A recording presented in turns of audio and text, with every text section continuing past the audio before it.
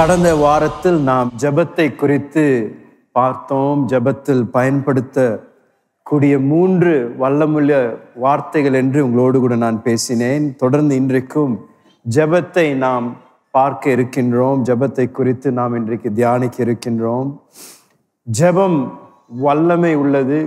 ஜெபத்தின் மூலமாக காரியங்களை நம்முடைய வாழ்க்கையில தேவன் மாற்றுவார் என்பதை நாம் எல்லாரும் விசுவாசிக்கின்றோம். அதில் யாருக்கும் சந்தேகம் இல்லை.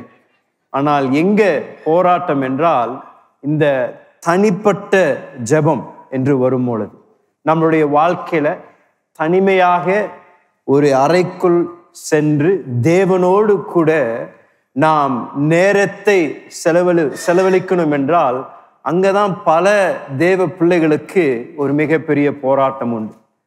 ஒரு ஆராய்ச்சி கிறிஸ்துவருக்கு மத்தியிலே எடுத்த பொழுது அவர்கள் சொன்னார்கள், 10 விசுவாசிகள்ல 8 பேர் ஜெபத்தில் மிக பின்தங்கி இருக்கின்றார்கள். அப்படின்னா ஜெப வாழ்க்கை அவர்களுக்கு இல்லை.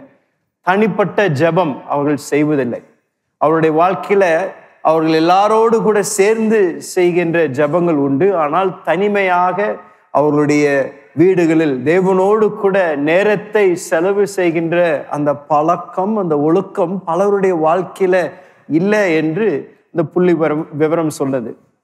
இன்றைக்கு நான் உங்களோடு கூட இந்த தனிப்பட்ட ஜெபத்தை உங்களுடைய வாழ்க்கையில எப்படி நீங்கள் கட்டி எழுப்ப முடியும், அதற்கு 5 ரகசியங்களை நான் உங்களோடு கூட நான் பகிர்ந்து கொள்ள விரும்புகின்றேன். தனிப்பட்ட ஜெப வாழ்க்கையை உங்களுடைய வாழ்க்கையில எப்படி கட்டி எழுப்ப முடியும் என்று 5 சுலபமான நடைமுறையான காரியங்களை உங்களோடு கூட பேசி, நீங்கள் அந்த 5 காரியங்களை நீங்கள் உங்களுடைய வாழ்க்கையில் அபியாசப்படுத்துவீர்கள் என்றால் நிச்சயமாகவே உங்களுடைய ஜெப வாழ்க்கை கட்டப்படும்.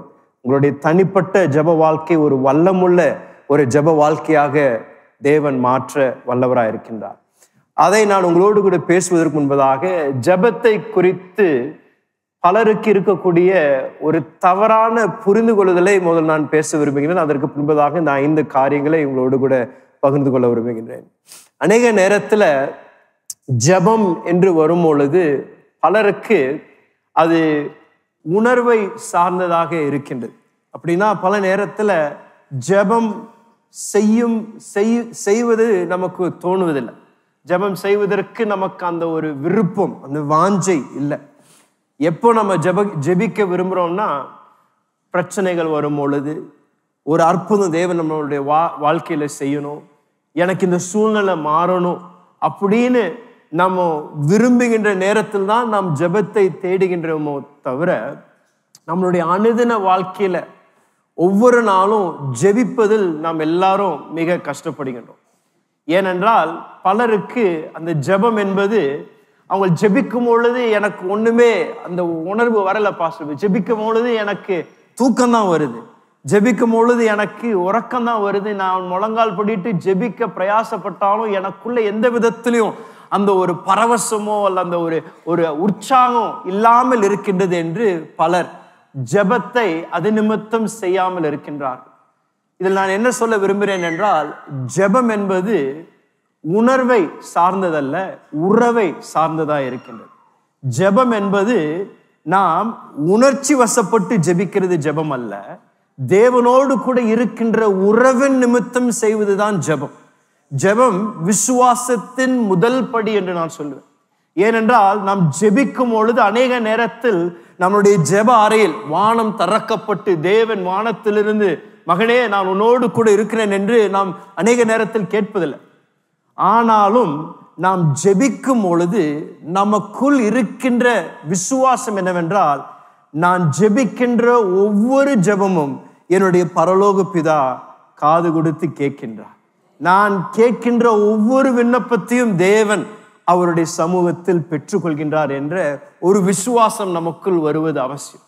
ஆகையால் நாம் ஜெபிக்க ஜெபிக்க ஜெபிக்க இன்னும் தேவனோடு கூட இருக்கின்ற அந்த உறவில் இன்னும் நாம் வளர ஆரம்பிக்கணும். ஆகையால் தான் பல நேரங்களில் இந்த உணர்ச்சி வசப்பட்டு அல்ல அந்த பரவசம் வரணும், எனக்கு ஜெபிக்கணும்னு தோணணும் என்று காத்து கொண்டிருந்தீங்கன்னா அது அநேக நேரத்தில் வராது. எப்போது வர ஆரம்பிக்கும் என்றால், அவரோடு கூட நேரத்தை செலவு செய்ய முயற்சி எடுக்க எடுக்க எடுக்க எடுக்க இன்னும் நம்மளுடைய அந்த இருதயத்தை அந்த வாஞ்சை இன்னும் பெருக ஆரம்பிக்கும். தேவனோடு கூட நான் ஜெபிக்கணும், ஆண்டுடைய பிரசனத்துல நான் காத்திருக்கணும்ன்ற அந்த விருப்பமும் வாஞ்சையும் நாம் முதலாவது அந்த பலிபீடத்தை கட்ட ஆரம்பிக்கும் பொழுது பரிசுத்த ஆவியானவர் நமக்குள்ள அந்த வாஞ்சையை பெருக செய்வார். பக்கத்துல இருக்கவங்களை பார்த்து உங்களை தட்டி சொல்லுங்களேன், நீங்க ஜெபிக்க ஆரம்பித்தீங்கன்னா ஆண்டவர் உங்களுக்குள்ள அந்த வாஞ்சையும் பெருக செய்ய அவர் உண்மை உள்ளவராக இருக்கின்றார். ஸோ இந்த ஜெபத்தை, தனிப்பட்ட ஜெபத்தை உங்களுடைய வாழ்க்கையில கட்டி எழுப்புவதற்கு 5 ரகசியங்களை நான் இன்றைக்கு உங்களோடு கூட பேச விரும்புகிறேன். முதலாவது ரகசியம், உங்களுடைய தனிப்பட்ட ஜெப வேலை ஒரு வல்லமையுள்ள நேரமாய் இருக்கணும் என்றால் செய்ய வேண்டிய முதல் காரியம் அதிகாலையில் எழும்பணும். ஒரு ஆமென் சொல்லலாமா? அதிகாலையில் எழுந்து ஜெபிப்பதுதான் முதல் ரகசியம். காலை நேரத்தில் தேவனுக்கு இந்த முதல் மணி நேரத்தை தருவது, முதலாவது தேவனை தேடுவது. இது பலமுறை நான் இதை குறித்து நான் பிரசங்கித்திருக்கின்றேன். ஆனாலும் இந்த காலையில இதை நான் மீண்டும் ஞாபகப்படுத்த விரும்புகின்றேன். இந்த விலையேற பெற்ற இந்த ஒழுக்கம், இதை நீங்கள் உங்களுடைய வாழ்க்கையில் ஒரு பழக்கமாக மாற்றுவீர்கள் என்றால் கட்டாயம் தேவனுடைய கரத்தை உங்களுடைய வாழ்க்கையில நீங்கள் பார்ப்பீர்கள், அற்புதங்களை நீங்கள் உங்களுடைய வாழ்க்கையில் அனுபவிப்பீர்கள். இந்த காலை நேரத்தில் அதிகாலையில் தேவனை எழும்பி அவரை தேடுவது மிக ஒரு விலையேற பெற்ற ஒரு ஒழுக்கம் என்று நான் சொல்லுவேன். அப்போஸ்தலனாகிய பவுல் இவ்விதமாக தேவ வார்த்தையில் நமக்கு ஆலோசனை தருகின்றார். வாசியங்களே, 1 கொரிந்தியர் 3ஆம் அதிகாரம் 11ஆம் வசனத்திலிருந்து 15ஆம் வசனம் வரைக்கும் கொஞ்சம் வாசிங்களேன். போடப்பட்டிருக்கிற அஸ்திபாரமாகிய இயேசு கிறிஸ்துவை அல்லாமல் வேறே அஸ்திபாரத்தை போட ஒருவனாலும் கூடாது. ஒருவன் அந்த அஸ்திபாரத்தின் மேல் பொன், வெள்ளி, விலையேற பெற்ற கல், மரம், புல், வைக்கோல் ஆகிய இவைகளை கட்டினால் அவனுடைய வேலைப்பாடு வெளியாகும். நாளானது அதை விளங்க பண்ணும், ஏனெனில் அது அக்கினியினாலே வெளிப்படுத்தப்படும். அவனுடைய வேலைப்பாடு எத்தன்மை உள்ளதென்று அக்கினியானது பரிசோதிக்கும். அதன் மேல் ஒருவன் கட்டினது நிலைத்தால் அவன் கூலியை பெறுவான். ஒருவன் கட்டினது வெந்து போனால் அவன் நஷ்டம் அடைவான். அவனோ ரட்சிக்கப்படுவான், அதுவும் அக்கினியில் அகப்பட்டு தப்பினது போல் இருக்கும். கர்த்தருடைய வார்த்தைக்கு ஒரு ஆமென் சொல்லலாமா? அப்போஸ்தலனாகிய பவுல் சொல்லுகின்றார், நம்ம எல்லாருக்கும் கிறிஸ்து என்னங்க? அஸ்திபாரம். கிறிஸ்து தான் நமக்கு அஸ்திபாரம். கிறிஸ்துவின் மேல் நாம் எல்லாரும் கட்டுகின்றோம். இந்த கட்டும் பொழுது பவுல் சொல்லுகின்றார், 2 விதமான பொருட்களை பயன்படுத்தி தேவ பிள்ளைகள் அவருடைய வாழ்க்கையில கட்டுகின்றார்கள் என்று சொல்றார். ஒரு விதமான பொருள் பொன், வெள்ளி, விலையேற பெற்ற கற்களை பயன்படுத்தி சிலர் கட்டுகின்றார்கள். சிலர் எப்படி கட்டுகின்றார்கள் என்றால் புல், அப்புறம் மரம், வைக்கோலை வைத்து மற்றவர்கள் கட்டுகின்றார்கள் என்று பவுல் சொல்கின்றார்.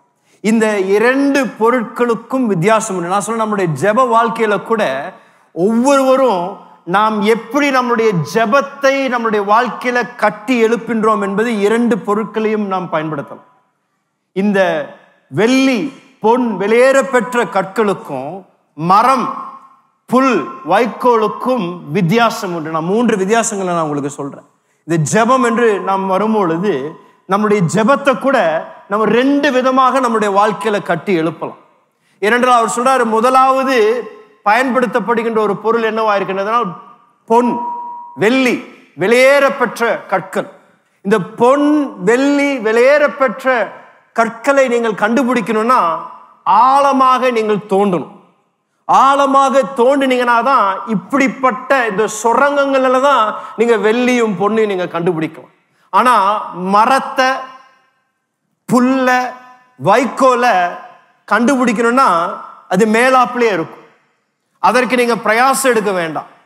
சோ பவுல் சொல்ற வார்த்தையின்படி நாம பார்த்தோம் என்றால், இந்த அதிகாலையில் எழும்புவது, மாம்சத்தை நாம் சிலுவையில் கொண்டு வந்து அறைந்து நம்முடைய சொந்த விருப்பங்களை பலிபீடத்தில் வைத்து அதற்காக நாம் பிரயாசப்பட்டு, அதுதான் அந்த பொன் வெள்ளியில கட்டுவது. அப்படின்னா நமக்கு ஒருவேளை மாம்சத்தில் அது விருப்பமா இல்லைன்னா கூட, நமக்கு அது தானாக வரலனா கூட, அதை தேடி அதை தோண்டி கண்டுபிடிக்கும் பொழுது அது வெளியேறப்பட்டது என்று பவுல் சொல்றார். ஆனா சிலர் என்ன பண்றோம்னா, இந்த புல், இந்த மரம், இந்த வைக்கோல் அப்படின்னா நாம் எந்த விதத்திலும் நம்மளுடைய ஜெப வாழ்க்கையை கட்டி எழுப்புவதற்கு பிரயாசப்படுவதில்லை. ஒரு தேவை வந்ததுன்னா உடனே ஒரு லெட்டர் போட்டு 10 ஊழியத்துக்கு அனுப்புவது, இல்லைன்னா மற்றவங்களை நமக்காக ஜெபிக்க சொல்லுவது. அல்ல ஜெபம் என்பது ஏதோ நமக்கு ஒரு என்ன சொல்றது, எப்பாவது பஸ்ல போயிட்டு இருக்கும் பொழுது ஏதாவது நினைவு வந்ததுன்னா ஜெபிப்பது, அல்ல சாப்பாடு சாப்பிடுவதற்கு முன்னாடி ஜெபிப்பது தான் ஜெபம் என்று பலர் யோசிக்கிறோம். ஸோ பவுல் சொல்றாரு, நீங்க ஜெபத்தை கூட நீங்க கட்டும் பொழுது 2 விதத்துல கட்டலாம். ஒரு விதம், இந்த பொன் வெள்ளி வெளியேறப்பட்ட கற்களை போல ஆண்டவரை நீங்கள் முதலாக வைத்து அவரை தேடி ஆழமாக தோண்டி உங்களுடைய ஜெப வாழ்க்கை நீங்க கட்டி எழுப்பலாம். இல்லாவிட்டால் உங்க ஜெப வாழ்க்கையை சும்மா லேசா தோணும் போது செய்யலாம், விருப்பப்படும் போது செய்யலாம் என்று அதை வைக்கோல் போல, புல்லை போல, மரத்தை போல உங்கள் வாழ்க்கையில கட்டி எழுப்பலாம் என்று பவுல் சொல்றார். இதுல என்ன பிரச்சனை, சில நேரத்துல இந்த மரத்துல கட்டப்படுகின்றது இந்த கட்டடங்கள் கூட வெளியிருந்து பார்க்கும் பொழுது பிரமாதமா இருக்கும், வெளியிருந்து பார்க்கும் பொழுது அது பெரிதாக காட்சி அளிக்கலாம். ஆனால் அதற்கு பலன் இல்லை, அதற்கு ஒரு உறுதியான ஒரு அஸ்திபாரம் இல்லை. இன்னொரு வித்தியாசம் சொல்லணும்னா, இந்த வெள்ளி பொன்னும் வெளியேறப்பெற்ற கற்களுக்கும் புல்லுக்கும் மரத்திற்கும் வைக்கோலுக்கும் இன்னொரு வித்தியாசம்னா, இந்த வெள்ளி பொன் வெளியேறப்பெற்ற கற்கள் அரிது, அது சுலபமா கண்டுபிடிக்க முடியாது. ஆனா இந்த புல், மரம், வைக்கோல் சகஜம், எங்க வேணாலும் இருக்கும், எல்லா இடத்துலயும் இருக்கும்.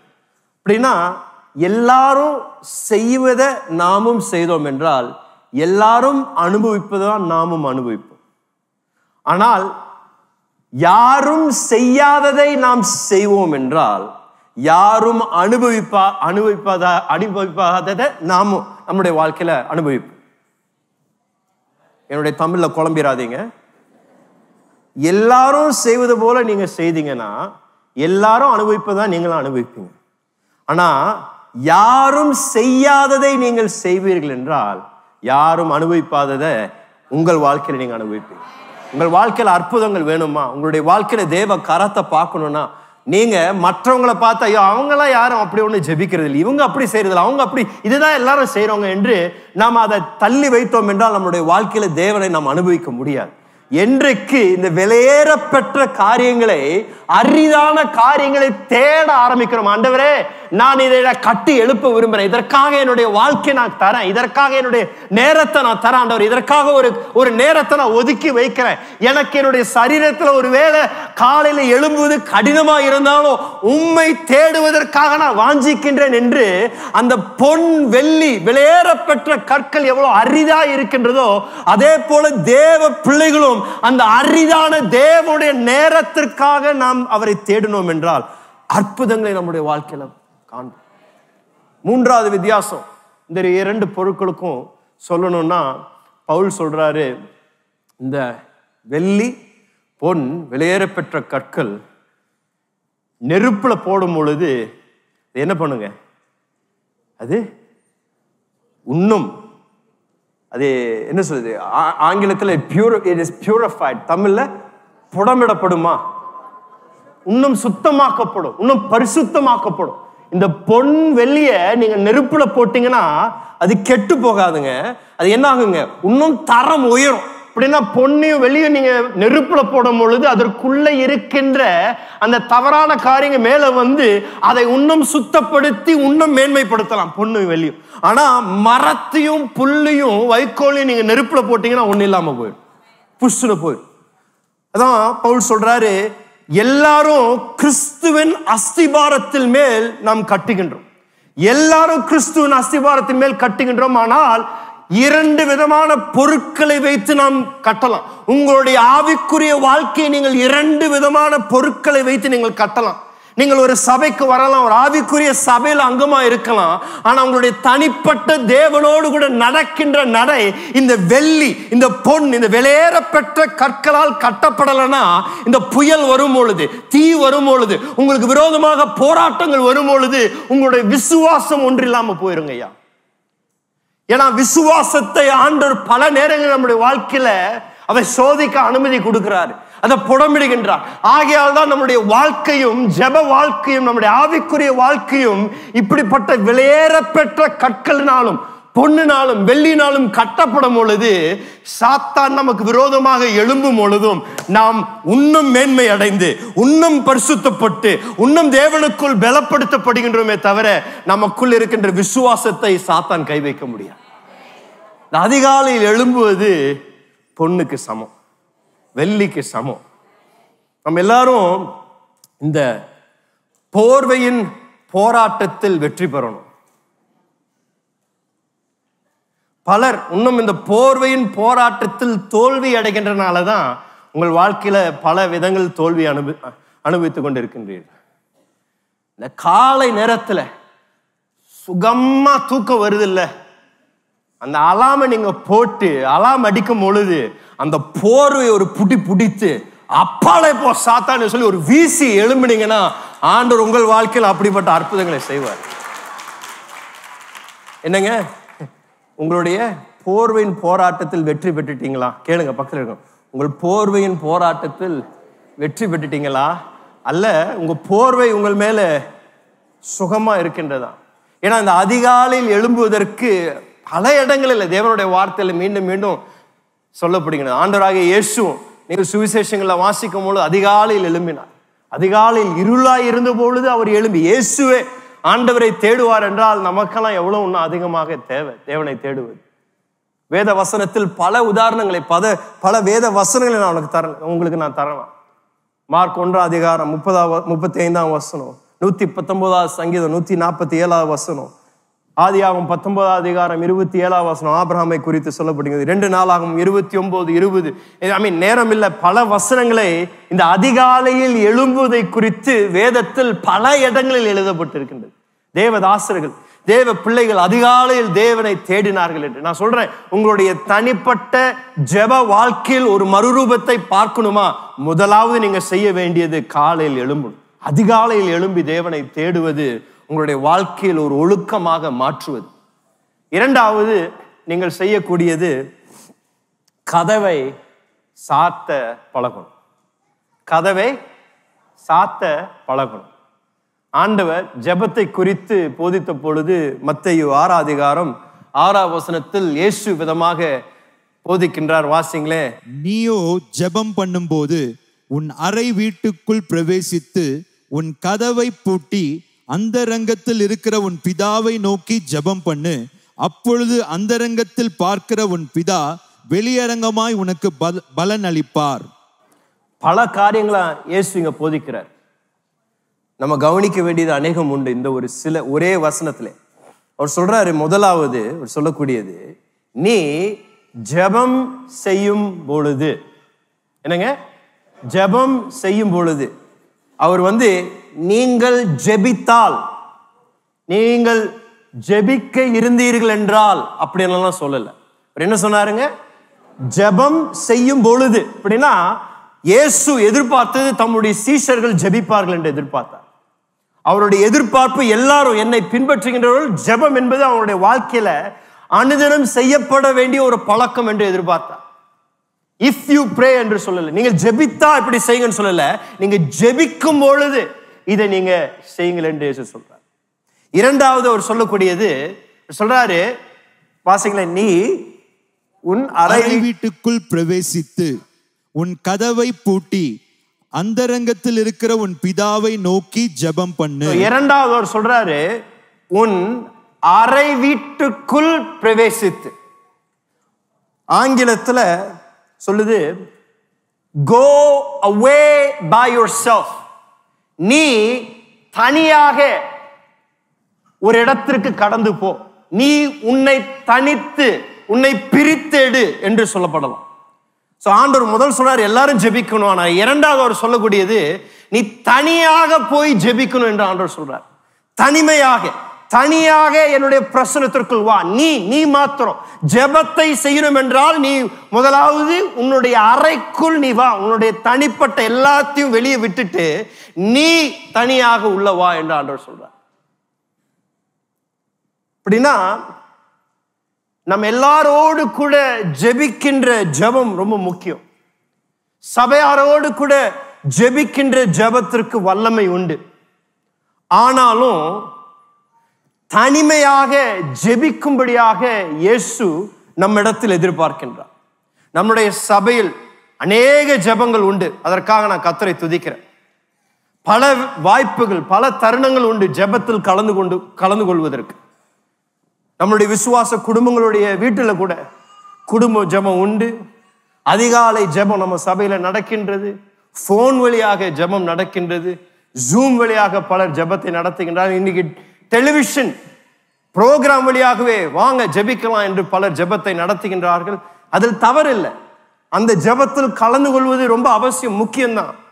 ஆனால் என்றைக்கும் கூட்டி ஜெபிப்பதை நம்முடைய தனித்து ஜெபிப்பதற்கு பதிலாக செய்ய முடியாது.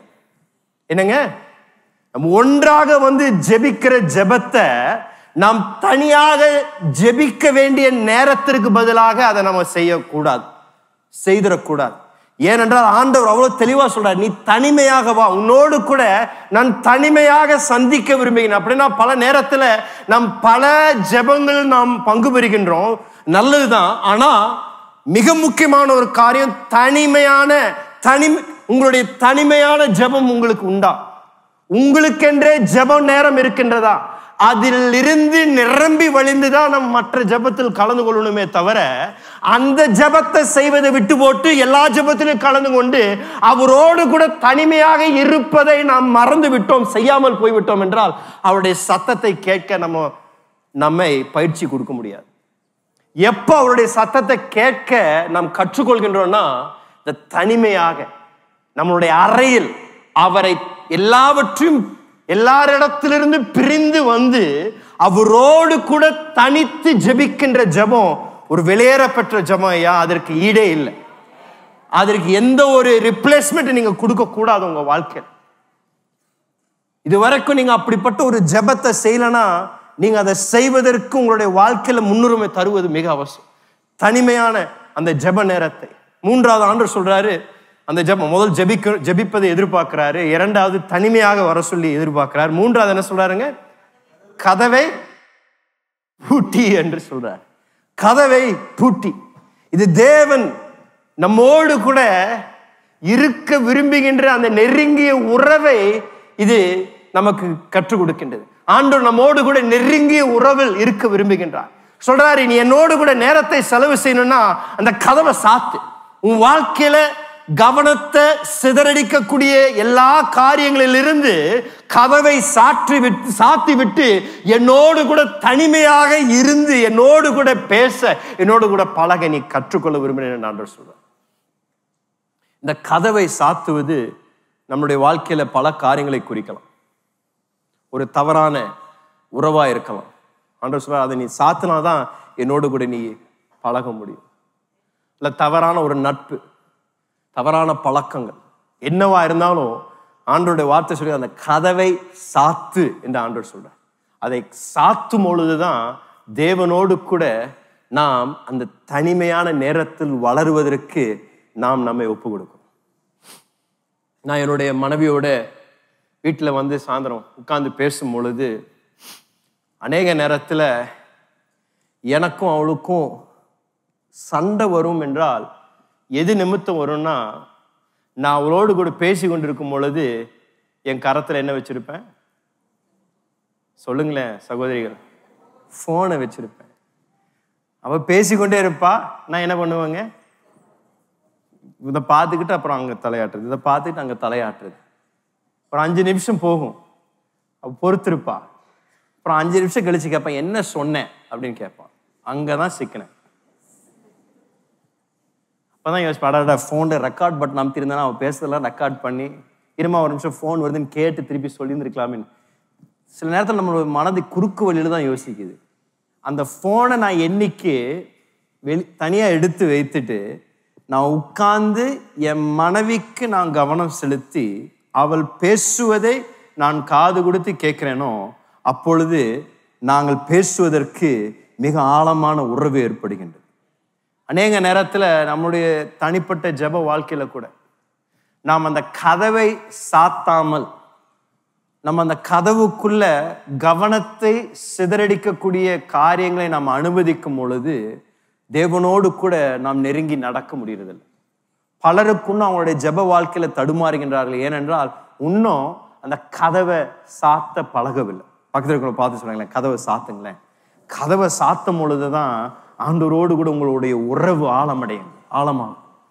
இது ஒரு மிக முக்கியமான ஒரு ஆவிக்குரிய ஒரு ஒழுக்கம் என்று நான் சொல்லுவேன். முதலாவது அதிகாலையில் எழும்புவது, இரண்டாவது கதவை சாத்துவது, மூன்றாவது நான் சொல்லக்கூடிய உங்களுடைய தனிப்பட்ட ஜெபத்தை மறுரூபப்படுத்தக்கூடிய ஒரு ரகசியம் இருக்கும் என்றால் உங்களுடைய வேதத்தை திறந்து ஜெபிப்பது. என்னங்க? வேதத்தை திறந்து ஜெபிப்பது. போன வாரம் நான் தேவனுடைய வார்த்தையில் இருக்கின்ற வாக்கு தத்தங்களை வைத்து எப்படி ஆண்டவருக்கு நாம் அதை நினைவுபடுத்தி ஜெபிக்க முடியும் என்று நாம் பார்த்தோம். ஆனா இன்றைக்கு நான் என்ன சொல்ல விரும்புறேன்னா, அநேகருக்கு இந்த ஜெபம் தனித்திருந்து ஜெபிக்கிற அந்த நேரத்துல பலர் சொல்லக்கூடிய காரியம் என்னன்னா, பாஸ்டர் எனக்கு 5 நிமிஷத்துக்கு மேல ஜெபிக்க முடியல. ஒரு 2 நிமிஷம் 3 நிமிஷம் நான் ஜெபித்த பின்பதாக நான் ஜெபிக்கிறதுக்கு எல்லாத்தையும் சொல்லி எல்லா மேட்டரும் முடிஞ்சது பாஸ்டர், அதுக்கு பிறகு ஒன்றும் சொல்றதுக்கு இல்லை. 5 நிமிஷத்துக்கு மேல என்னால என்னைக்கும் ஜெபிக்கவே முடியல என்று பலருக்கு இந்த ஜெபத்தில் இதுதான் ஒரு மிகப்பெரிய போராட்டம். எப்படி நான் அந்த ஜெபத்துல வளர முடியும், எப்படி நான் இன்னும் ஆண்டவரோடு கூட இன்னும் நேரத்தை செலவு செய்ய முடியும் என்று பலர் விரும்புகின்றார்கள். ஆனா அந்த ஜெப நேரம் வரும்பொழுது ஒரு 5 நிமிஷத்துல ஜெபம் முடிஞ்சிருச்சு, அதுக்கு பிறகு என்ன பண்றதுன்னு தெரியாம எல்லாம் தவிக்கிறார்கள். நான் சொல்றேன், இந்த வேதாமத்தை நாம் பயன்படுத்தி ஜெபிக்க நாம் ஆரம்பித்தோம் என்றால் நம்மளுடைய ஜெப நேரம் அநேக மணி நேரங்களாகவே மாறலாம். ஏன்னா அவ்வளோ சரக்கு இதுக்குள் இருக்கின்றது. நாம் ஜெபிப்பதற்காக ஆண்டவர் ஏற்கனவே அழகாக குறிப்புகளை கொடுத்து எவ்வளவு அழகாக ஜெபிக்க இருக்க வேதத்தில் அந்த வடிவமைப்பை தந்திருக்கிறார். இந்த வேதத்தை பயன்படுத்தி ஜெபிக்க நாம் ஆரம்பித்தோம். உதாரணத்துக்கு சங்கீதத்தை எடுத்துக்கொண்டீங்கன்னா, சங்கீதத்துல எவ்வளோ சங்கீதங்கள் உண்டு. அந்த சங்கீதத்தை ஜெபமாக மாற்றினோம் என்றால் அதே உங்களுடைய ஜெப நேரத்தை நிறைவு செய்தோம். அவ்வளோ காரியங்களை குறித்து சங்கீதக்காரன் அவன் பாடுகின்றான், ஜெபிக்கின்றான். அந்த விண்ணப்பங்கள் நம்மளுடைய விண்ணப்பங்களாய் மாற்றி நம்ம சுலபமாக ஜெபிக்கலாம். ஸோ இன்றைக்கு நான் சொல்றேன், பாஸ்டர் நான் காலையில் எந்திரிக்கிறேன், 5:30 மணிக்கு எந்திரிச்சு ஆண்டவரோடு கூட நான் நேரத்தை செலவு செய்ய விரும்புகிறேன். ஆனால் 5 நிமிஷத்துக்கு மேலே என்னால் ஜெபிக்க முடியலன்னு சொன்னீங்கன்னா நான் இன்னைக்கு காலை உங்களுக்கு ஒரு உதாரணத்தை கொடுக்குறேன். உங்க வேதாகமத்தில் எபேசியர் 1ஆம் அதிகாரத்துக்கு நேராக திருப்பிக் கொள்ளுங்களேன். ஒரு வேத வசனத்திலிருந்து ஒரு உதாரணத்தை வைத்து எப்படி அதிலிருந்து ஜெபத்தை நீங்களும் நானும் செய்ய முடியும் என்று சீக்கிரமாக நடைமுறையாக உங்களுக்கு நான் காமிக்க விரும்புகிறேன். எபேசியர் 1ஆம் அதிகாரம் அங்க 16-19 வரைக்கும் வாசிங்களேன். எபேசியர் 1 16-19 வரை. இடைவிடாமல் உங்களுக்காக ஸ்தோத்திரம் பண்ணி என் ஜெபங்களில் உங்களை நினைத்து நம்முடைய கர்த்தராகிய இயேசு கிறிஸ்துவின் தேவனும் மகிமையின் பிதாவுமானவர் தம்மை நீங்கள் அறிந்து கொள்வதற்கான ஞானத்தையும் தெளிவையும் அளிக்கிற ஆவியை உங்களுக்கு தந்தருள வேண்டும் என்று தாம் நம்மை அழைத்ததினாலே நமக்கு உண்டாயிருக்கிற நம்பிக்கை இன்னதென்றும் பரிசுத்தவான்களிடத்தில் தமக்கு உண்டாயிருக்கிற சுதந்திரத்தினுடைய மகிமையின் ஐஸ்வர்யம் இன்னதென்றும் தாம் கிறிஸ்துவை மரித்தோரிலிருந்து எழுப்பி அவரிடத்தில் நடப்பித்த தமது பலத்த சத்துவத்தின் வல்லமையின்படியே விசுவாசிக்கிறவர்களாகிய நம்மிடத்தில் காண்பிக்கும் தம்முடைய வல்லமையின் மகா மேன்மையான மகத்துவம் இன்னதென்றும் நீங்கள் அறியும்படிக்கு அவர் உங்களுக்கு பிரகாசமுள்ள மனக்கண்களை கொடுக்க வேண்டும் என்று வேண்டிக் கொள்கிறேன். ஒரு ஆமென் சொல்லலாமா? இது நீங்க போய் வீட்டில் போய் பண்ணி பாருங்க. நாளைக்கு காலையில் நீங்கள் ஜெபிக்க எழும்பும் பொழுது இதே வசனத்தை எடுத்து இந்த பகுதியை வாசித்தீங்கன்னா இதுல குறைந்தது 5 குறிப்புகளை இதுல இருந்து நம்ம எடுக்கலாம் ஜெபிப்பதற்கு. முதலாவது நம்ம பார்க்கக்கூடியது, பவுல் சொல்றாரு, உங்களுக்காக நான் என்ன பண்றேங்க? ஸ்தோத்திரம் பண்ண. இல்லைன்னா இன்னொரு வார்த்தையில சொல்ல, உங்களுக்காக நான் நன்றி சொல்றேன், ஆண்டவர் இடத்துல உங்களுக்காக நான் நன்றி சொல்றேன் என்று பவுல் அவருடைய ஜெபத்தை ஆரம்பிக்கிறார். அப்படின்னா உங்களுடைய ஜெபம் எப்படி ஆரம்பிக்கலாம்னா, முதலாவது நீங்க ஆண்டவர் இடத்துல உங்களுடைய வாழ்க்கையில தேவன் தந்திருக்கின்றவர்களுக்காக நன்றி சொல்லலாம். ஆண்டவரே, என்னுடைய கணவருக்காக நன்றி ஆண்டவரே, எவ்வளவு தங்கமான ஒரு கணவர் எனக்கு தந்திருக்கிறீங்களா ஆண்டவரே, என்னை எப்பொழுது நல்லா கவனிச்சுக்கிறாரு, வெளியெல்லாம் போயிட்டு வரும்பொழுது எனக்கு எல்லா காரியங்களும் வாங்கிட்டு வராரு, எவ்வளவு அற்புதமான கணவர் எனக்கு தந்திருக்கிறாரு. அப்படி இல்லைன்னா கூட இல்லாத வேலை இருக்கிறது போல அலைன்னு ஆண்டவர் சொல்றாரு. நீங்க அப்படி ஜெபிக்க ஆரம்பிச்சீங்க, அவருக்கு நன்றி சொல்லி ஜெபிக்க ஆரம்பிச்சீங்கன்னா சீக்கிரம் உங்களுக்கு வாங்கிட்டு வருவாரு. அதுவும் அவர் கேட்கிற மாதிரி நீங்க இன்னும் சத்தத்தை உயர்த்தி ஜெபிச்சீங்கன்னா இன்னுமே சீக்கிரம் செய்வார்னு நினைக்கிறேன். இல்லைன்னா உங்க மனைவிக்காக நீங்க நன்றி சொல்லலாம். ஆண்டவரே, என்னுடைய மனைவிக்காக நன்றி ஆண்டவரே, அற்புதமான ஒரு மனைவியை தந்திருக்கிறீங்க, வீட்டையும் பிள்ளைகளை கவனிச்சுக்கிறாங்க, எல்லா விதத்திலும் எல்லா தேவைகளும் அருமையாக எல்லா விதத்திலும் நல்ல அருமையாக நடத்துகின்றார்கள் வீட்டை. என்னோட பிள்ளைகளுக்காக நன்றி ஆண்டவரே, என் பிள்ளைகளுக்கு நீங்க ஞானத்தை தந்ததுக்காக நன்றி ஆண்டவர், நல்ல சுகத்தை தந்தீங்களா அதுக்காக நன்றி ஆண்டவரே. ஆண்டவரே, என்னுடைய பெற்றோர்களுக்காக நன்றி, அவளுக்கு நல்ல சுகத்தை நல்ல ஆரோக்கியமா அவங்களை வச்சிருக்கிறீங்களா அதுக்காக நன்றி ஆண்டவரே. என்னோடு கூட இருக்கின்ற நண்பர்களுக்காக நன்றி ஆண்டவரே, என் கூட வேலை செய்யறவர்களுக்காக நன்றி ஆண்டவரே, என்னுடைய பாஸுக்காக நன்றி ஆண்டவரே, நல்ல ஒரு பாஸை தந்திருக்கிறீங்களா ஆண்டவரே, சரியான நேரத்தில் இன்க்ரிமெண்ட் தந்துடுறாரு, அவருக்காக நான் நன்றி செலுத்துறேன் ஆண்டவரே. எனக்கு நல்ல ஒரு பாஸ்டர் தந்திருக்கிறீங்களா ஆண்டவரே, என்ன நல்ல பாஸ்டர், ஒவ்வொரு வாரமும் எழுப்பி நல்ல பிரசங்கம் பண்றாரு, அந்த பாஸ்டருக்காகவும் நன்றி ஆண்டவரே என்று பரவாயில்ல ஒரு 5-10 பேர் நன்றி சொல்றாங்க. நீங்க வெறும் உங்களுடைய ஜெபத்தின் ஆரம்பத்துல உங்களுடைய வாழ்க்கையில தேவன் தந்திருக்கின்றவர்களுக்காக நன்றி சொன்னீங்கன்னாவே அதே குறைந்தது 5-10 நிமிடம் ஆயிடும். அதுவும் நீங்க சும்மா நன்றி ஆண்டவரே நன்றி ஆண்டவரே நன்றி நன்றி நன்றி அப்படின்னு லோடன்னு சொல்ற மாதிரி இல்லை. நான் சொல்ல, நீங்க மனதை பயன்படுத்தி ஒவ்வொருவருக்கும் நன்றி சொல்லவும் நான் சொன்ன மாதிரி அவர்களுக்கென்று விசேஷமான காரியங்களை தேவனுக்கு நன்றி சொல்லுங்க. இவங்களுக்கு நீங்க எனக்கு இவங்க இப்படி தந்திருக்கிறீங்களா அதுக்காக நன்றி என்று நீங்கள் சொல்லி ஒவ்வொருவருக்காக நன்றி சொல்லும் பொழுது அது உங்களுடைய ஜெபத்தின் முதல் பகுதியாக மாறுகிறது. இரண்டாவது, நீங்க அங்க பார்க்கும் பொழுது இரண்டாவது நீங்க எதற்காக ஜெபிக்கலாம்னா, ஆண்டவரிடத்துல நீங்க கேட்கலாம், ஆண்டவரே எனக்கு இந்த ஞானத்தின் ஆவி எனக்கு தாங்க ஆண்டவரே. என்னங்க, இந்த ஞானத்தின் ஆவி எனக்கு தாங்க. நான் இன்னைக்கு வேலைக்கு போறேன், நான் வேலை செய்ய போறேன், என்னுடைய வியாபாரத்தை நான் இந்த வாரம் நான் துவங்க இருக்கிறேன். இன்னைக்கு நான் காலையில ஜெபத்தை முடித்துட்டு நான் என் வியாபாரத்துக்கு போகும் பொழுது என் மேல இந்த ஞானத்தின் ஆவி தங்கியிருப்பதாக, நான் வேலை செய்கின்ற ஸ்தலத்தில் என் மேல தானியேலின் மேல் இருந்த அதே விசேஷித்த ஆவி என் மேலே இந்த காலையில போடுங்க ஆண்டவரே. இந்த ஞானம் எனக்குள்ள இருக்கணும், தெய்வீக ஞானம். நான் எதையும் அவசரப்பட்டு தீர்மானம் செய்திடக்கூடாது, எதையும் அவசரப்பட்டு நான் பேசிடக்கூடாது. அந்த தேவ ஞானத்தோடு கூட நான் நடக்க இன்றைக்கு எனக்கு உதவி செய்யுங்க ஆண்டவரே. தேவ ஞானம் என்னுடைய மனதை நிரப்புவதாக. ஒருவேளை நீங்க படிக்கிற ஒரு மாணவராக இருந்தீங்கன்னா ஆண்டவரிடத்துல கேளுங்க, ஆண்டவரே இன்னைக்கு நான் கிளாஸ்ல உட்காரும் பொழுது என்னுடைய மனதை நீங்க திறந்து தெளிவுபடுத்தி எனக்கு என்ன கற்றுக் கொடுக்கின்றார்களோ அதை எனக்கு அப்படியே மனதில் பதிவாகட்டும் ஆண்டவரே. அந்த ஞானத்தை எனக்கு தாங்க ஆண்டவரே. அந்த தானியேலுக்கும் அவருடைய 3 நண்பர்களுக்கும் எப்படி 10 மடங்கு அதிகமான ஞானத்தை தந்தீங்களோ அதே போல எனக்கும் இந்த ஞானத்தை தாங்க என்று இரண்டாவது நீங்க ஜெபிக்க ஆரம்பிங்க. உங்களுடைய வாழ்க்கையில நீங்க செய்யக்கூடிய என்னவா இருந்தாலும் அது தேவனுடைய ஞானத்திற்காக நீங்க ஜெபிக்கலாம். இந்த ஒரு வசன பகுதி வைத்து ஒரு 5 நிமிடம் நீங்க உங்க கரத்தை எடுத்து உங்க தலை மேல வைத்து நீங்க ஜெபிக்கலாம். ஆண்டவரே இன்னைக்கு என்ன உங்களுடைய ஞானத்தினால என்ன நிரப்புங்க ஆண்டவரே. எதையும் நானே என்னுடைய சொந்த ஒரு விருப்பத்தினாலேயோ என்னுடைய சொந்த ஒரு உணர்வினால செய்திடக்கூடாது, உங்களுடைய ஞானத்தினால நான் செய்யணும் ஆண்டவரே. மூன்றாவது நீங்க ஜெபிக்கலாம், ஆண்டவரே இன்னும் நீர் எனக்கு வெளிப்படணும், இன்னும் நான் உண்மை அறிஞ்சு கொள்ளணும். பவுல் எழுதினது போல, ஆண்டவரே என்னுடைய இந்த ஆவிக்குரிய மன கண்களை திறந்து, இருதயத்தின் கண்களை திறந்து நான் உண்மை இன்னும் அறியணும் ஆண்டவரே, இன்னும் நான் உண்மை ருசிக்கணும் ஆண்டவரே. இன்றைக்கு என்னுடைய வாழ்க்கையில நீர் ஒன்று வெளிப்பட நான் விரும்புகிறேன் ஆண்டவரே. நீர் என்னோடு கூட இருக்கின்றீர் என்று எனக்கு உறுதிப்படுத்துங்க ஆண்டவரே. என்னோடு கூட நீங்க நடக்கிறீங்க என்று எனக்கு உறுதிப்படுத்துங்க ஆண்டவரே.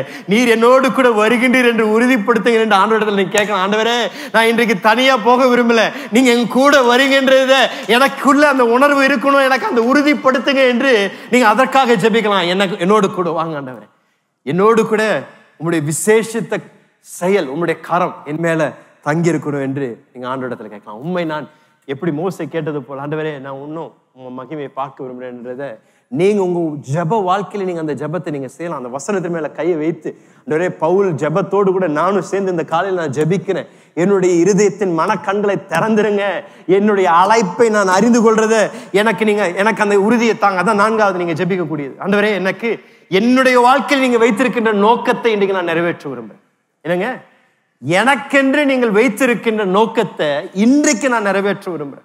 இன்னைக்கென்று எனக்கு ஒண்ணு வச்சிருப்பீங்களே. ஏன்னா உங்களுடைய வார்த்தையில 139வது சங்கீதத்தில் நீங்க சொன்னீங்கல்ல, அன்றைய ஒரு நாள் துவங்குவதற்கு முன்பதாக என்னுடைய வாழ்நாள் எல்லாவற்றும் நீ எழுதியிருக்கிறேன்னு சொன்னீங்கல்ல. உங்களுடைய புஸ்தகத்துல என்னை குறித்து என்ன எழுதியிருக்கின்றதோ அதை நான் இன்றைக்கு நிறைவேற்ற விரும்புகின்றேன். ஆகையால் என்னோடு கூட இன்றைக்கு இருந்து உங்களுடைய நோக்கத்தை நான் அறிந்து கொண்டு உங்களுடைய அற்புத ஐஸ்வர்யத்தை நான் பெற்றுக்கொண்டு அதை நான் நிறைவேற்ற விரும்புகின்றேன் ஆண்டவர். அவ்வளவுதாங்க.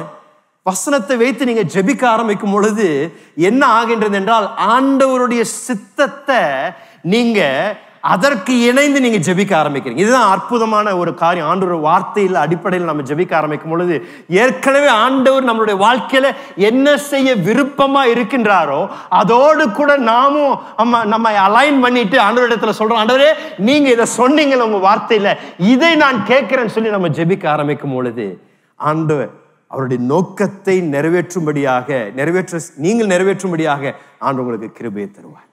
5வது நீங்க ஜெபிக்கலாம் இந்த வசன பகுதியிலிருந்து, உங்களுடைய வல்லமை எனக்கு வெளிப்படுத்துங்க ஆண்டவரே, உங்களுடைய அற்புத வல்லமை இன்றைக்கு நான் பார்க்க விரும்புறேன், எனக்காக எழுந்திருக்கணும், எனக்காக அற்புதங்களை செய்யுங்க ஆண்டவரே. உங்களுடைய வல்லமை, கிறிஸ்துவை அந்த சரீரத்தை உயிர்ப்பித்த அதே வல்லமை இன்றைக்கு எனக்குள்ள அது செயல்படுவதாக, என் மூலமாக அந்த வல்லமை புறப்பட்டு போவதாக. ஆண்டவரே நான் யாரோடு பேசுகின்றோம் அந்த கிறிஸ்துவின் வல்லமை, பரிசுத்தாவியான வல்லமை என் மூலமாக கடந்து போவதாக என்று ஆண்டவரிடத்தில் கேளுங்க. அந்த வல்லமை எனக்கு வேண்டாம் ஆண்டவரே, என்னுடைய சொந்த பலத்தினால் அல்ல, என்னுடைய சொந்த திறனால் அல்ல, ஆவியானவருடைய வல்லமை எனக்குள் நிறைவாக தங்கியிருக்கணும் என்று நீங்க இந்த 5 காரியங்களை இந்த ஒரு 4 வசனத்தை வச்சு ஜெபிச்சீங்கன்னா அரை மணி நேரம் போயிடுதுங்க. திடீர்னு 5 நிமிஷம் ஜெபிச்சவங்க எவ்வளவு நேரம் ஜெபிக்கிறீங்க? அரை மணி நேரம் ஜெபிக்க ஆரம்பிங்க. நான் உங்களை பார்த்து சொல்றேன், நான் உங்களுக்கு உதாரணமா ஒரு வசன பகுதியை சொன்னேன். பல வசனங்கள் உண்டு வேதத்துல. இப்படிப்பட்ட பகுதிகளை நீங்கள் எடுத்து நீங்கள் ஜெபிக்கலாம். எனக்கு ஸ்லைட்ல இது வச்சிருக்காங்களான்னு தெரியல, நான் அநேக வசனங்களை எழுதி வைத்தேன்.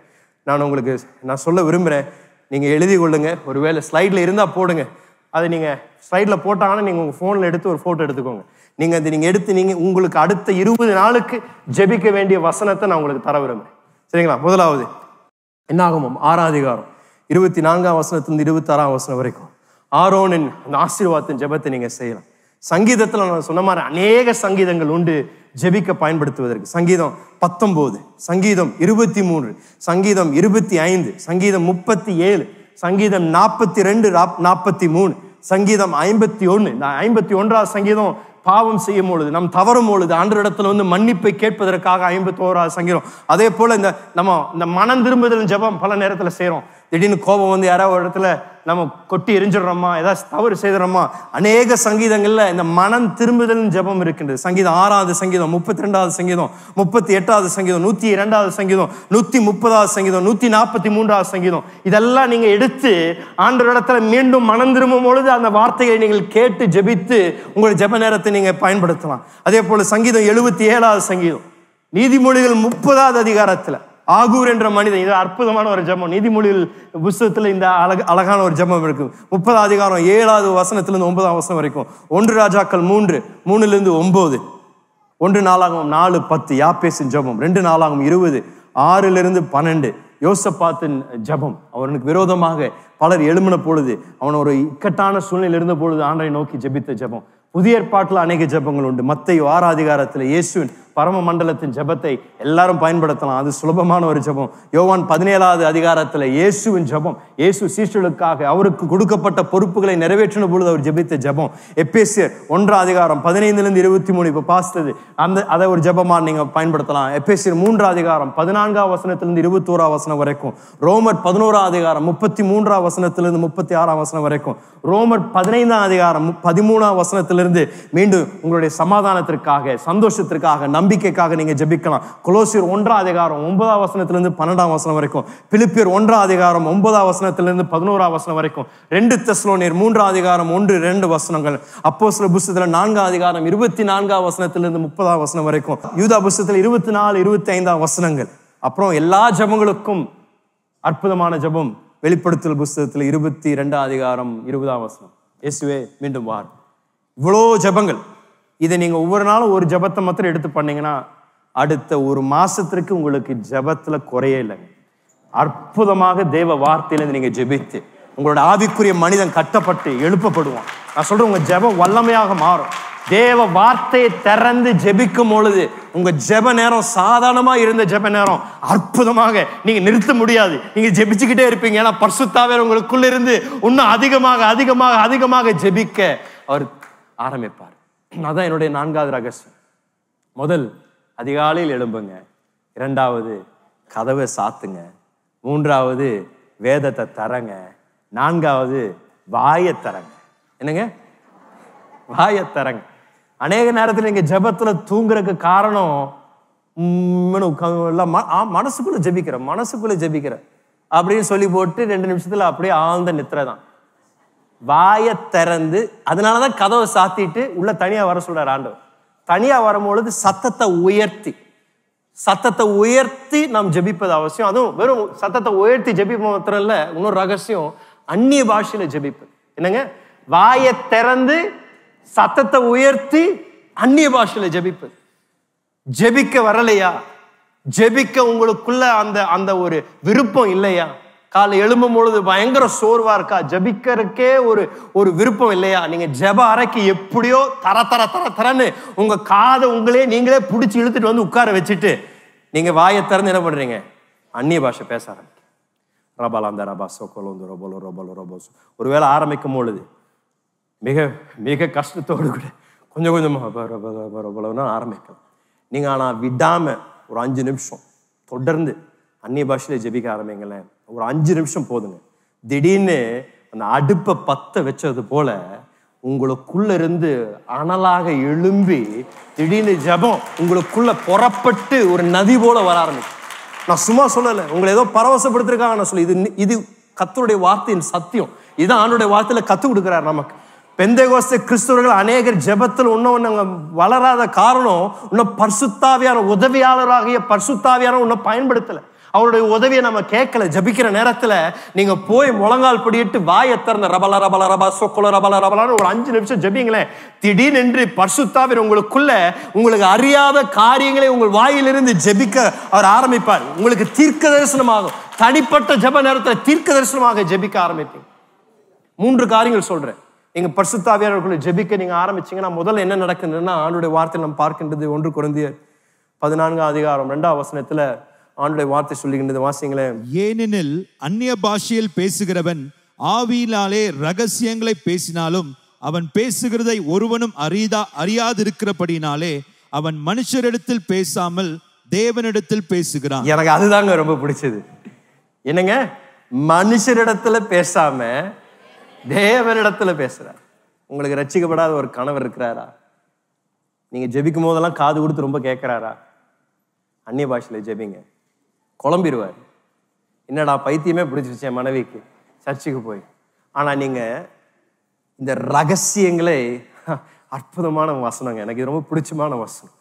என்ன சொன்னதுன்னா, எந்த ஒரு நடுவர் இல்லாம டைரக்ட் கான்டாக்ட், நேரடியாக ஒரு தொடர்பு உங்களுக்கும் ஆண்டவருக்கும் எப்ப ஏற்படுதுன்னா, வாயை திறந்து அந்நிய பாஷை பேச ஆரம்பிக்கும் போது என்ன ஆகுதுங்க? ஒரு நடுவர் இல்லை. நீங்க யாருக்கும் கடிதம் எழுத வேண்டாம், யாருக்கும் போன் பண்ணி கேட்க வேண்டாம், யாரிடத்துல எதுவும் சொல்ல வேண்டாம்.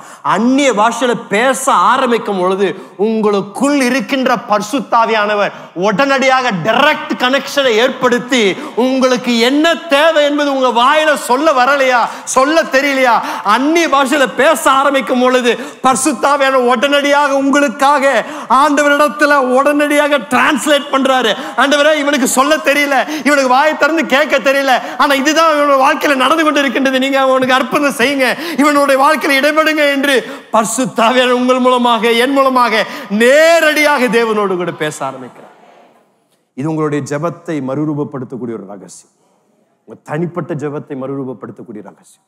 வெறும் நம்மளுடைய ஆராதனை நேரத்துல குழுவாக ஜெபிக்கும் பொழுது மாத்திரம் நம்ம அந்நிய பாஷை பேசுவதில்லை.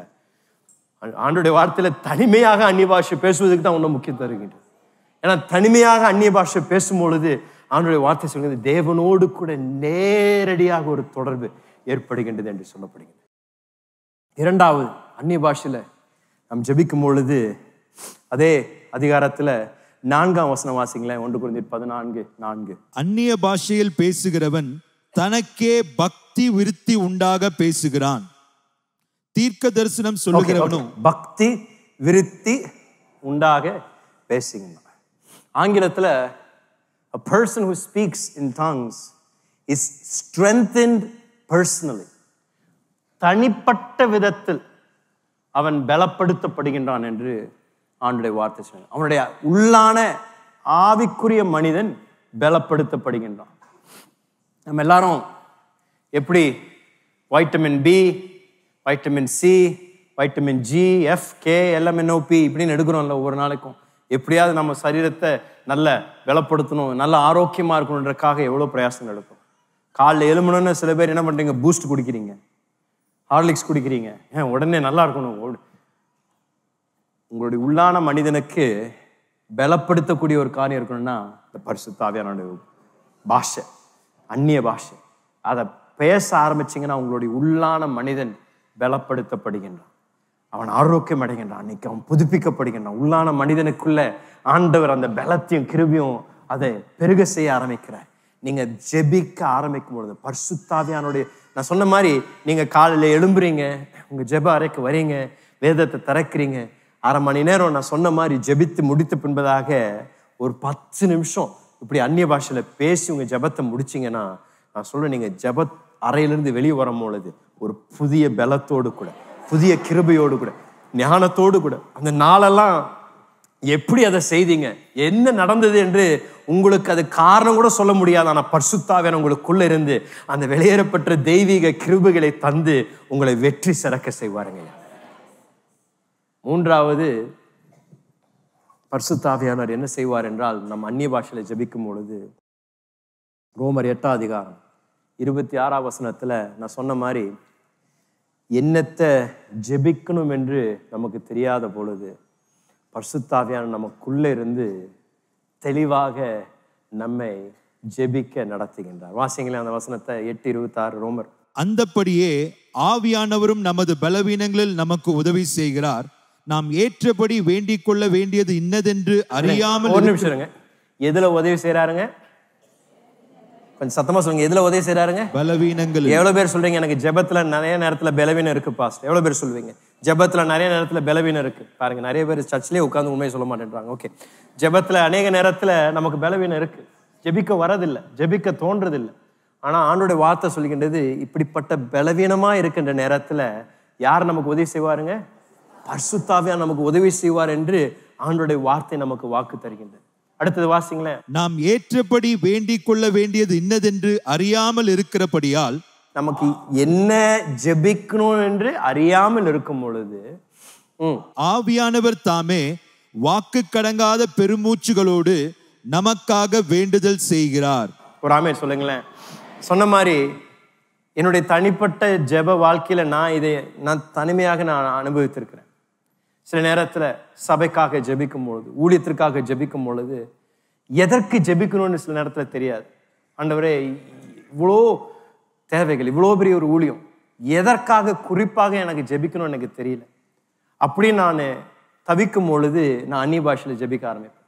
ஒரு 5 நிமிஷம் அந்நிய பாஷையில தொடர்ந்து நான் ஜெபிக்க ஆரம்பிக்கும் பொழுது திடீரென்று எனக்குள்ள பரிசுத்த ஆவியானவர் அந்த எண்ணங்களை போடுவார். ஓகே, இதற்காக ஜெபிக்க ஆரம்பிப்பேன். என்ன அறியாம நான் அந்நிய பாஷையிலும் திடீர்னு நான் தமிழ்ல ஜெபிக்க ஆரம்பிப்பேன். அந்த காரியத்திற்காக நான் அதை ஜெபிக்கணும்னு எனக்கு தெரியல, அது வரைக்கும் எனக்கு ஒரு எண்ணம் இல்லை.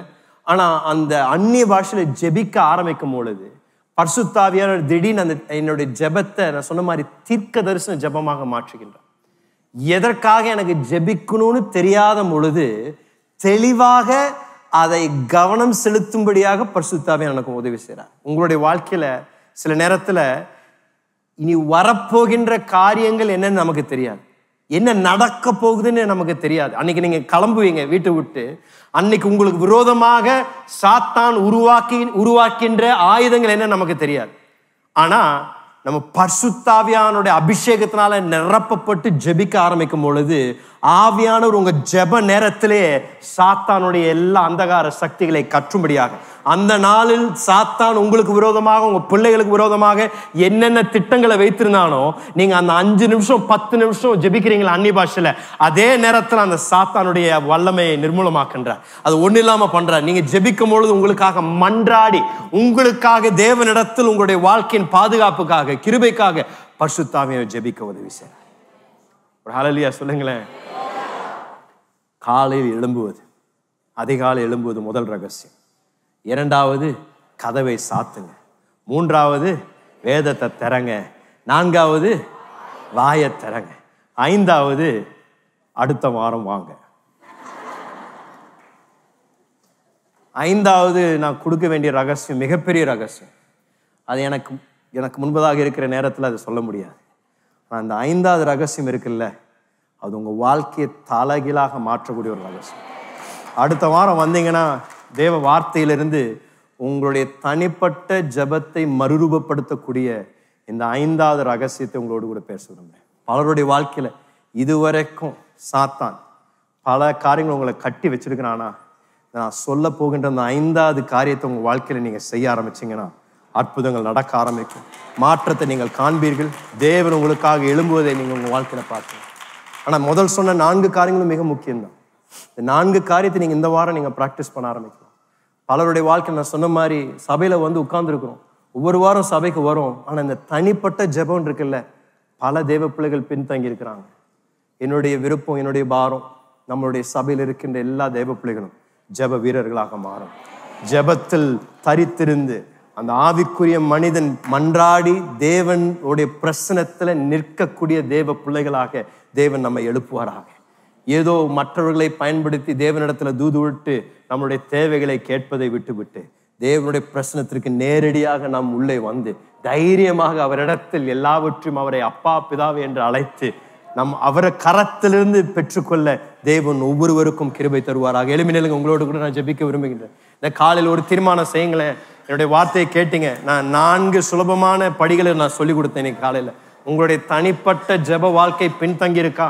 நீங்க சரியா ஜெபிப்பது இல்லையா? ஒவ்வொரு நாளும் உங்களுடைய வாழ்க்கையில அந்த பழக்கமே இல்லாம இருக்குன்னா இன்றைக்கு தேவ பிரசனத்தில் நிற்கும் போது ஒரு தீர்மானத்தை செய்யுங்க. ஆண்டவரே, இன்றைக்கு உங்களுடைய வார்த்தையை நான் கேட்டிருக்கிறேன். இது வரைக்கும் அது ரொம்ப கஷ்டம்னு நினைச்சிட்டு இருந்தேன். ஆனா இவ்வளவு சுலபமாக 4 காரியங்களை நான் இன்று காலையில கேட்டிருக்கிறேன். இதை 4 நான் இன்றைக்கு போய் என்னுடைய வாழ்க்கையில நான் அபியாசப்படுத்த இந்த காலையில நான் அந்த அர்ப்பணிப்பை நான் செய்யறேன். அந்த தீர்மானத்தை நான் இன்றைக்கு உங்களுடைய பிரசனத்துல செய்யறேன்னு சொல்லி என்னோட கூட கரங்களை உயர்த்தி ஜெபிக்கிறீங்களா? அன்பின் பிதாவே, இந்த காலையில உங்களுடைய வார்த்தையை கூடி வந்திருக்கின்ற உங்களுடைய பிள்ளைகளுக்கு நான் பேசியிருக்கின்ற ஆண்டவரே, ஒவ்வொருவரையும் ஜெபத்தில் நீர் வளர நீர் விருப்பமா இருக்கிறீரே, ஒவ்வொருவரோடு கூட நீர் நெருங்கி நடக்க விரும்புகின்ற பரலோக பிதா ஆண்டவரே, இதுவரைக்கும் சாத்தான் பலரை தூரமாக இந்த ஜெப அறையிலிருந்து தூரமாக வைத்திருக்கிறான் ஆண்டவரே.